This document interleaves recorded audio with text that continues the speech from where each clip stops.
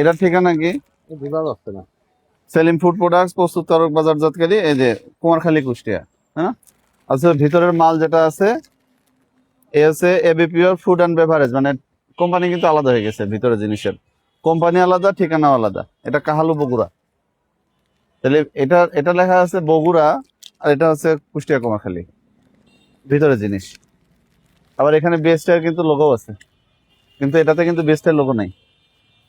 তার মানে হচ্ছে সে 2 নাম্বারই করে বেস্টের লোগো যুক্ত একটা নকল ব্যবহার করছে। এই যে শিশু খাদ্য বানাতে পারদর্শী, এগুলা মানুষের খাওয়াই তো আপনি মানে জাতি ধ্বংস করতেছেন। বাচ্চাদের ধ্বংস করা মানে জাতি ধ্বংস করা। এত আজে বাজে খাবার আপনার এখানে, আপনার গোডাউনে কারা তৈরি করেছে তার নাম ঠিকানা নাই, কোনো ডেট নাই, কি উপাদান দেওয়ার মধ্যে কিছু লেখা নাই। এই বাজে খাবার নিয়ে এসে আপনি ছড়াই দিচ্ছেন পুরো মাগুরা জেলাতে। কোনো কিছু বলার আগে বা করার আগে তো মানে দেখবেন যে আসলে জিনিসটা না, আমরা তো অন্যায় রকম প্রশ্রয় দেবো না, কিন্তু আমরা আপনার কাছে এটাই বলতে চাচ্ছি যে আপনি জরিমানার হারটা একটু যাতে সহানুভূতি হোক ব্যবসায়ীদের।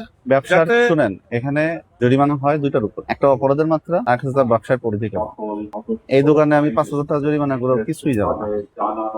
অপরাধের মাত্রা এবং তার ব্যবসার পরিধি সবকিছু বিবেচনা করে জরিমানা করা হয়, অন্তত পক্ষে তার যেন মনের মধ্যে লাগে যে না ঠিক আছে, আমার সংশোধন হয়ে যাওয়া উচিত। হ্যাঁ, এখন এটা অনেক কিছু আছে যা সবকিছু তো আপনারা জাতীয় ভোক্তা অধিকার সংরক্ষণ দপ্তর কর্তৃক আজকে আমরা এই মাগুরা সদরের জামরুলতলা এলাকাতে এখানে অভিযানে আসি। তো এই সুভাষ স্টোর নামে একটা প্রতিষ্ঠান, যে প্রতিষ্ঠানটিকে আমরা এর আগেও সতর্ক করেছি। মূলত উনি বিভিন্ন শিশু খাদ্যের ব্যবসা করেন। তো পূর্বেও আমরা এই প্রতিষ্ঠানটিকে সতর্ক করেছি। উনি নিম্নমানের অননুমোদিত বিভিন্ন শিশু খাদ্য নিয়ে এসে মাগুরাতে বিভিন্ন মানে গ্রামগঞ্জে সাপ্লাই দেন। তো অতীতেও আমরা তাদেরকে সতর্ক করেছি যে আপনি এই জাতীয় অননুমোদিত যে নিম্নমানের শিশু খাদ্যগুলো আছে এগুলো আপনি এইগুলোর ব্যবসা থেকে বিরত থাকবেন। তো এর প্রেক্ষিতে আজকে আমরা আবার এখানে এসেছি। তো এখানে এসে তার গোডাউন গুলা এবং তার প্রতিষ্ঠান আমরা চেক করেছি। তো এখানে এসে দেখলাম যে সে পূর্বের যে ব্যবসা, সেই নিম্নমানের এবং অনুন্নত শিশু খাদ্য এগুলোর ব্যবসা উনি চালিয়ে যাচ্ছেন। তো পূর্বে নিষেধ করা সত্ত্বেও উনি যেহেতু দ্বিতীয়বার আবারও এই ধরনের অপরাধ করেছেন, এই অপরাধে আমরা এই প্রতিষ্ঠানটিকে